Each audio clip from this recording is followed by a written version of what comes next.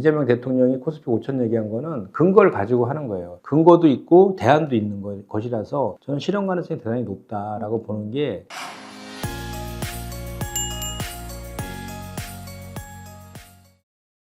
코스피 5천 시대 코리아 디스카운트가 여전한 지금 아직은 꿈처럼 들리는데요. 하지만 실현 가능성을 두고 치열한 토론이 이어지고 있습니다. 이를 위한 핵심 과제 중 하나로 기업의 이사회 책임을 강화하고 주주 권익을 보호하기 위한 상법 개정안이 이곳 국회에서 논의되고 있는데요. 오늘은 이 법안을 대표 발의한 평택병 더불어민주당 김현정 의원 만나 이야기 나눠보려고 합니다. 노동과 금융 분야에서 전문성을 쌓아온 김 의원은 주식시장 활성화 태스크포스에 참여하고 지배구조 개선을 위한 입법 활동을 주도해 왔는데요. 시장 투명성과 건전한 거버넌스 구조에 대한 관심이 높아지는 지금 이번 개정안이 어떤 제도적 보완책이 될 수 있을지 직접 말씀 나눠보겠습니다. 김현정 의원님 안녕하세요. 우선 간단한 자기소개 부탁드립니다. 네, 저는 평택시병 국회의원이고요. 지금 현재 정무위에서 활동하고 있고 당직으로는 지금 당의 원내대변인을 맡고 있습니다. 상법 개정안을 추진해 오신 전반적인 배경을 여쭙고 싶습니다.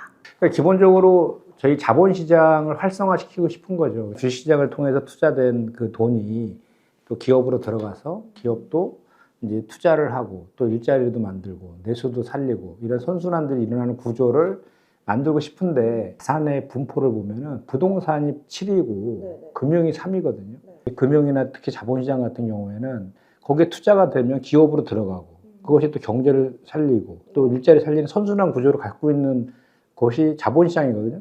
양극화를 해소하는 측면도 있어요. 선진국 말씀하셨는데 부동산하고 금융자산의 그런 비중이 선진국은 어느 정도? 반대예요, 반대.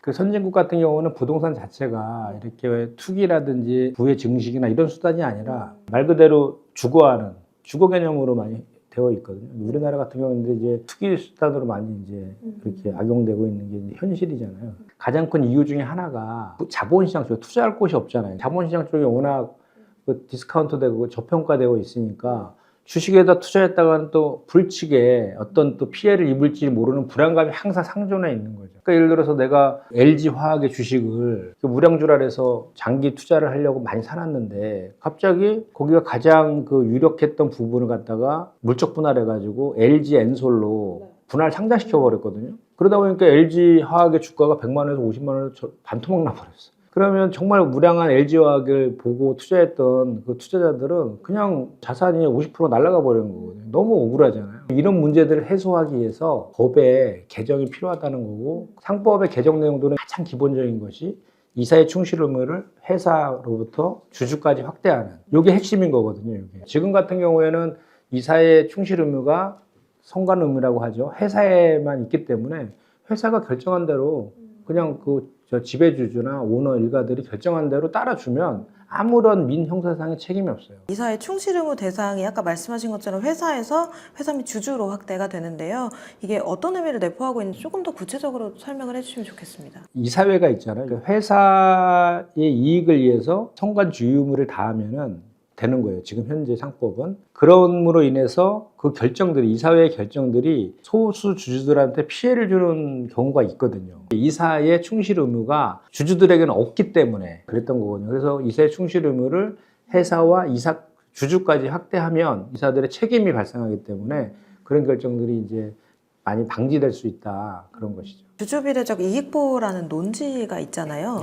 이게 주주비례적 이익 훼손의 사례를 방금 전에 말씀을 해주셔서 조금 더 실제화된 사례들을 말씀해 주실 수 있으면. 그러니까 예를 들어서 이런 거예요. 제일모직하고 삼성물산하고 이제 합병을 하는데 실제로 삼성물산이 훨씬 더 우량 기업이잖아요. 시장에서는. 그런데 이 두 개 합병을 하면서 이 주가를 시장에서 이렇게 누르는 거예요. 그러니까 그 제일모직 한 주당 그 삼성물산의 주식을 0.3주인가 0.4주인가 이 정도로 이렇게 합병 비율을 정했거든요. 근데 실제로는 삼성물산의 기업 가치가 훨씬 높았거든요. 그렇게 한 이유는 뭐냐면 삼성가의 경영권 승계를 위해서 제일모직을 통해서 경영권 승계를 하려고 했던 두산마켓은 두산그룹에서 캐시카우 역할을 해가지고 연 이익의 영업이익이 1조 이상 나는 아주 우량 회사거든요. 이런 결정들을 왜 했느냐라고 보면 두산의 그 지주사격인 두산의 경영권을 강화시키기 위해서 그 지배력을 강화시키기 위해서 이렇게 합병을 한 거예요. 그러면 이렇게 합병했을 때 그 두산은 10원 한 장 들어가는 게 없거든요. 지배력이 처음에 13%에서 42%로 그냥 올라가는 거예요. 극단적으로 예를 들면 1조의 이익이 있어서 배당을 했을 경우에는 그전에는 1,300억 정도만 배당을 받던 것이 그냥 가만히 앉아서 4,200억을 배당받는 이런 식으로 바뀐단 말이죠. 그럼 이것들은 지배주주, 오너 일가들한테는 엄청난 이제 혜택이 되지만 반대로 그 소액제자들한테는 그냥 앉아서 그냥 코베인 격이 된 거잖아요. 최근에 하나 에어로의 사태에서도 그 유상증자가 관련된 것들이 있었는데 유상증자는 주식이 늘어나는 거기 때문에 기존에 그 주식을 갖고 있는 소액 주주들 입장에서 보면 안 좋은 거예요, 유상증자는. 그런데 그 유상증자를 하는데 그걸 또 제3자 배정 방식으로 본인들과 연관되어 있는 관계인들한테 더 싼 좋은 조건으로 제3자 배정하는 방식으로 이렇게 하는 방식까지도 사용하는 건데 그런 이유가 결국은 오너 일가의 그 지배력을 강화시키기 위한 수단으로 그렇게 한다라는 것이죠. 그리고 실제로 저희가 세계 10대 경제 강국이잖아요. 그러니까 이게 저평가됐다는 이유가 뭐냐면 기업들은 좋은 거예요. 소위 말해서 기업의 가치가 1조예요. 주가가 그러면은 1조의 가치를 평가받아서 주가가 산정이 돼야 되는데 우리나라는 그 1조의 가치를 받지 못하고 있다는 거예요. 그 이유가 뭐냐면 바로 그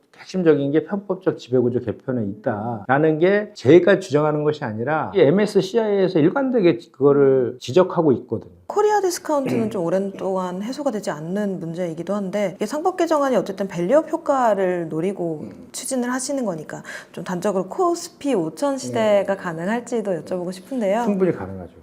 이재명 대통령이 코스피 5천 얘기한 거는 근거를 가지고 하는 거예요. 근거도 있고 대안도 있는 것이라서 저는 실현 가능성이 대단히 높다라고 보는 게 일단은 기업의 가치가 1조면 아까 내가 예시를 들었듯이 국가의 가치도 1조가 돼야지 이게 PBR이 1이 되는 건데 우리나라는 그 PBR이 지금 0.8이에요. 1조짜리 기업이 8천억밖에 지금 그 주가에 반영이 안 되고 있다는 거거든요. 그럼 그 자체로 이미 저평가되고 있는 거잖아요. 그런데 아까 말한 MSCI에 이제 편입된 나라들의 평균 PBR은 2.2에서 2.8 정도 되거든요. 그리고 지금 뭐 우리보다 훨씬 더 그 규모가 작은 태국 같은 경우도 1.6배예요. 그러면 예를 들어 태국처럼만 PBR이 제대로 그 1.6배만 하더라도 2배가 되는 거잖아요. 그럼 지금 오늘 주가 올라서 2,900포인트 이제 상회했는데 곱하기 2하면 5,800포인트가 되는 거예요. 제대로 된 평가만 받더라도 이미 5,000포인트는 달성 가능하다는 잠재력이 갖고 있는 거거든요. 이유를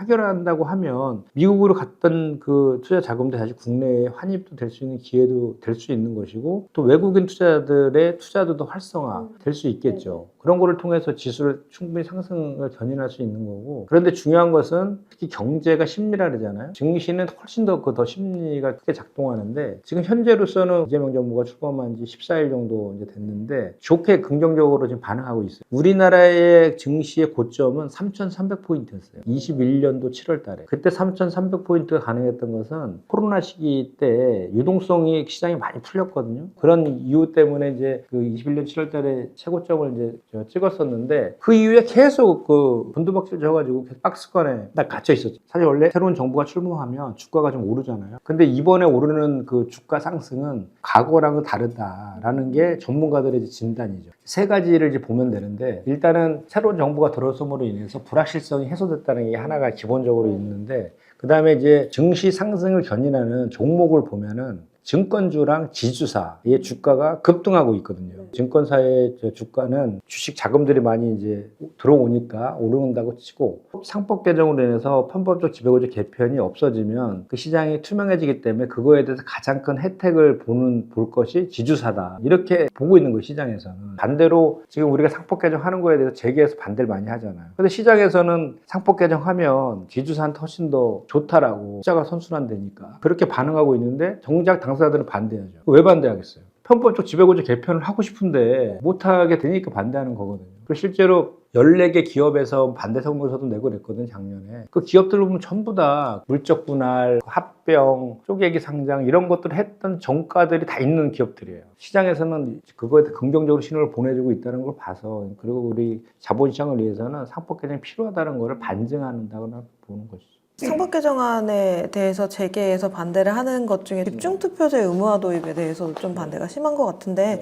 뭐 경영권 불안정성 우려 때문도 있고 그런 얘기들을 기업에서는 많이 하더라고요. 그 집중투표제는 지금도 도입이 되어 있어요. 자산이 2조 이상인 기업에 대해서는 집중투표를 하게 돼 있는데 정관으로 배제할 수 있게 돼 있거든요. 시행하는 기업이 아주 극소수인 거거든요.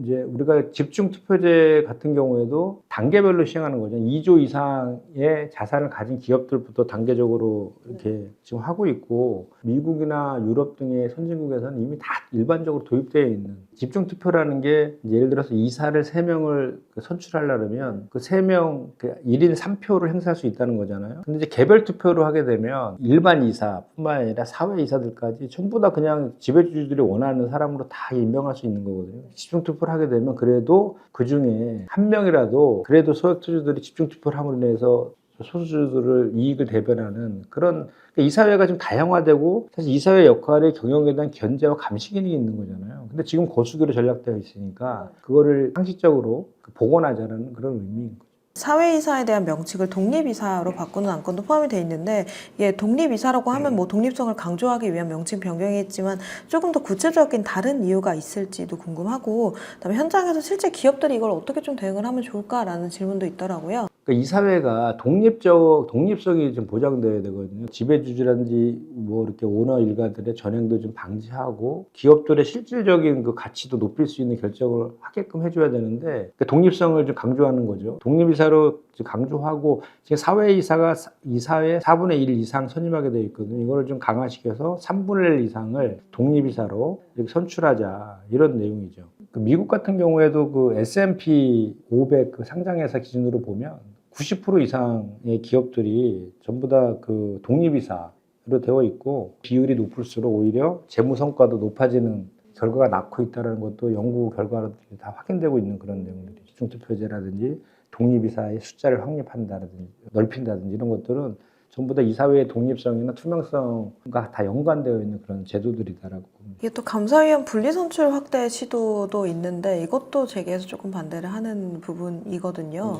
어떻게 보시는지. 이 감사위원 분리선출 관련해서도 저희가 이제 자산총액이 2조 이상이면 감사위원회를 두게 돼 있거든요. 그리고 감사위원회 중에서 절반은 사회이사로 선출하도록 그렇게 되어 있어요. 그런데 이제 지금은 그 사회이사 중에 한 명만 분리선출을 하게 돼 있거든요. 그것을 이제 2명으로 좀 확대하자라는 거고, 지금도 3%로 있는데 3%룰이 적용되는 것이 사회이사는 한 명만 적용이 되고, 또 하나는 이제 사내이사들한테만 적용이 되는 거거든요. 그리고 이제 또 하나는 우리가 이번에 상법 개정으로 좀 추가하려고 하는 것이, 그 3%도 지배주주들의 그 비율을 있잖아요. 보통 이제 예를 들어서 오너가 3% 갖고 있을 수도 있고, 또 아내가 또 3% 갖고 있는 경우도 있고, 오너 일가들은. 그럼 그것들을 그 지분을 양도하거나 차입할 수가 있거든. 그러면 편법이 쓸 수 있잖아요. 3% 이내로 여러 명을 만들어서 하게 되면 그것도 이게 분리선출이라는 의미에 또 퇴색될 수 있잖아요. 그래서 그런 3%를 계산할 때 특수관계인들의 지분을 다 합쳐서 3%를 하자. 이런 것도 이번에 상법에 저희가 좀